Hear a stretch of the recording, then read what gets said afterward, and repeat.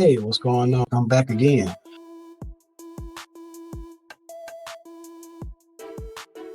All right, so this video, I just want to just have a little conversation with you. All right, so deleting all accounts. I wanted to address this because I had a few people that asked me that, so would it be okay if I delete all accounts on my credit file that might be derogatory or negative or inaccurate? I want to tell you this. So remember the other videos I talk about, there were 5 parts of the credit report that makes up the credit score. And then one of the credit history, which is the length. Now, remember that I said, well, sometimes when you're disputing collections or all accounts that's in collections, sometimes when you disputing those, when those be removed, you have to keep in mind some of the age would be removed with it. So once upon a time, before that account went into collections, it was positive. So it had positive history. So after that, what happens is sometimes you have to pay off a collection in order to prevent the risk of your score dropping. See, a lot of people think that, well, just because I'm going to remove everything off my credit report that's inaccurate, or negative, my score is going to automatically increase. No, so you have to look at this account and look at the age and see if it's worth having removed, right? Now, sometimes it's best to pay off a collection. Now, do I recommend paying off a collection before actually going through the validation process? No.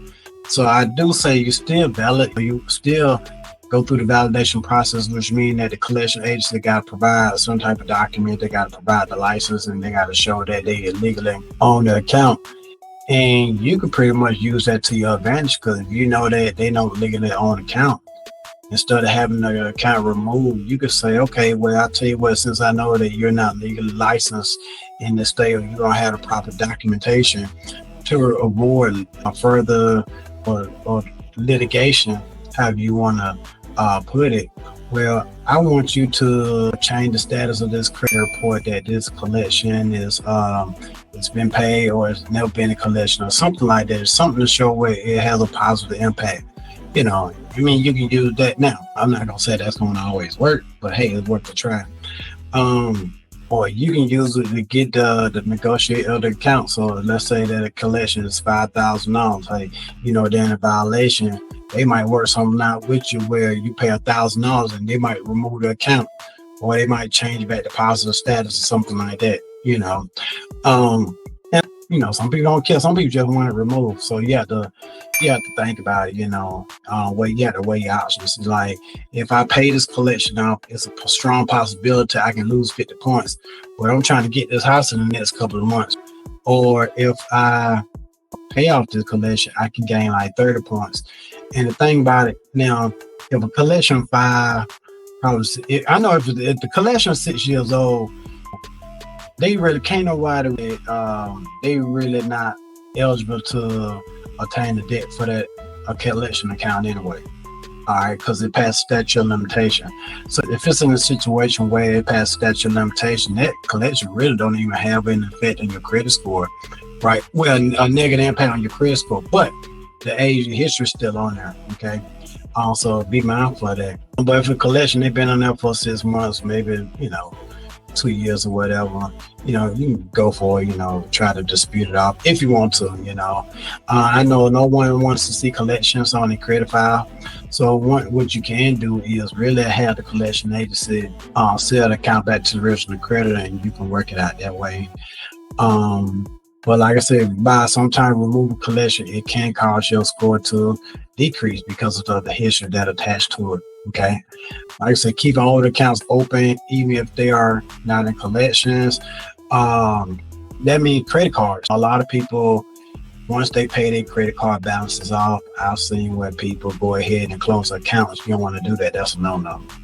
Right. So if you have a credit card, even if it's an old credit card with a $500 limit, you don't have that for 4 or 5 years, you go ahead and pay. If you want to, you can go ahead and pay it off, but it's still going to report on your credit report each month. And that particular credit card, you can use it for gas. That can be a gas card. That'll be very useful. You might charge maybe $40, $50 on it a month, something like that. So you can use it as a regular gas card, but don't ever close it, because whether you're utilizing the card or not, it's going to show up on your credit file each month. Okay. But yeah, but keep in mind, like I said, be careful when you're a disputer. You want to analyze each account. Now, go ahead, if you got to pay something off, go ahead, pay something off, but make sure that you guys are working out something with the creditor. Okay. Just because it's a collection account, that doesn't necessarily mean it's yours. That doesn't necessarily mean there are licensed to collect the debt in your state. And sometimes the collection agency, they play hardball.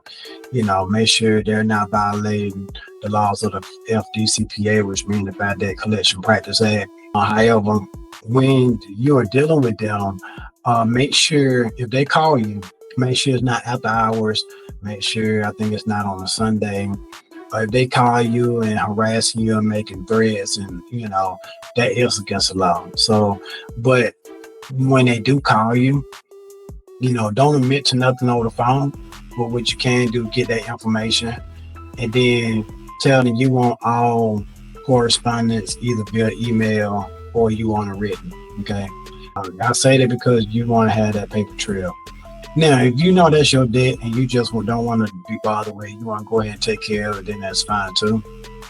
But make sure, like I say, if you ain't trying to pay it, if you don't have any knowledge of that account, then you can fight. They're gonna play a hardball now. However, if they're violating your rights, and then you can get with a consumer law attorney or FDCPA attorney and go after them. Okay.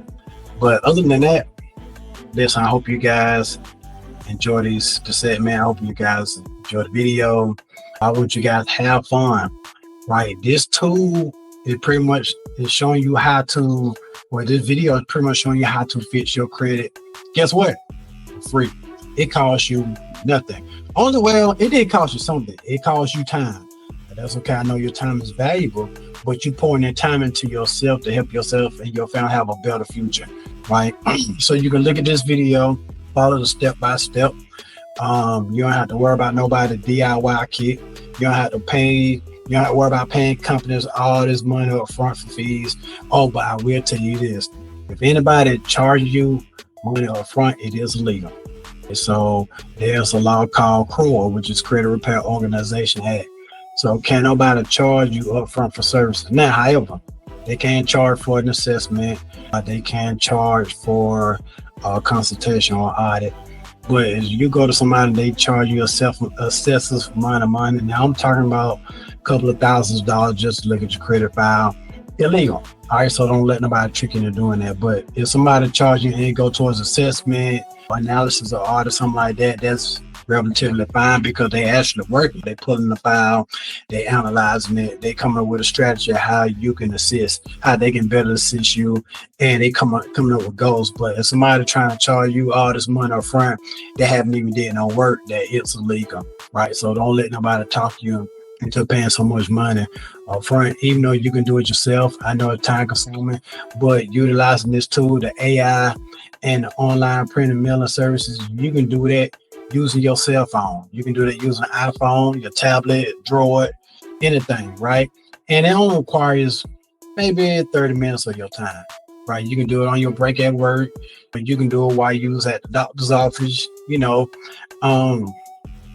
so using this AI tool, it helps you, you'll be able to fix your credit without paying an excessive amount of fees. Now, I know a lot of you guys probably thinking that, well, hey, I need to know the verbs and stuff like that. But guess what? I gave you the blueprint. So I gave you the tools, what to use. It don't cost you nothing. Then you're building it up, right? So like I say, it's a free tool. I'll go ahead and utilize it. Only thing you got to do on the back end page of the credit builder to build the credit up. But we still talking about a couple of bucks, right? Opposed to paying thousands of dollars. But other than that, I hope you got some information off of this. If you need me, don't hesitate to reach out to me. Be sure to stop the video, pause it, replay it as many times you want. All right. But other than that, that's all I have. If you need me, You can reach out to me. My email address or my phone number will be on the bottom of the screen, or maybe on top of the screen. But anyway, y'all get it? All right, so listen. I hope you guys have received a lot of value. I hope you guys have fun. Hey, it's the year. Hey, let's all be focusing on our credit. All right. So some of y'all say so we can get the bag, or no, so we can build a generation wealth, so we can have a better future, so we can have stability. All right. All right, guys. But other than that, you need me, holla at me. Peace.